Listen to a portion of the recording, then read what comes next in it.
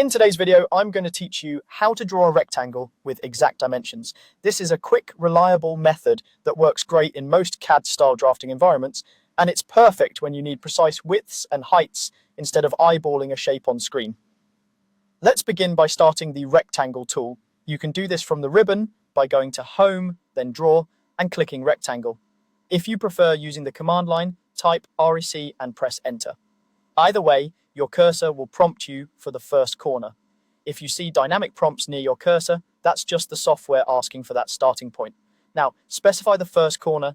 You can simply click anywhere in the drawing area to place it visually.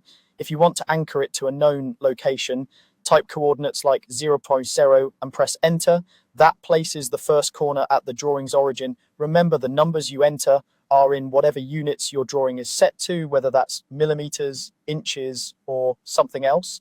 So be sure your units match your design intent. Next, we'll define the opposite corner using exact dimensions. Instead of clicking again, type the dimensions in the relative format. At width, height, then press Enter. The @ symbol tells the program that these numbers are relative to the first corner you just set. For example, to create a rectangle 50 units wide and 30 units high, type 50x30 and press Enter.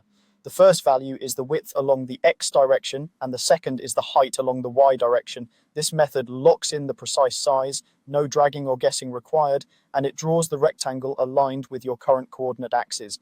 As soon as you press Enter, the rectangle is created at exactly the dimensions you specified. You'll notice it appears immediately clean and accurate. If you like, you can visually confirm it by selecting the rectangle and glancing at its properties, but the @ width height input guarantees the size. To finish, press Enter or Escape to end the command and return to your normal cursor. And that's all there is to it. Start the Rectangle tool, choose your first corner by clicking or typing coordinates, then enter @ followed by the width and height to complete the shape precisely. This approach is fast, repeatable, and keeps your drawings consistent from the start.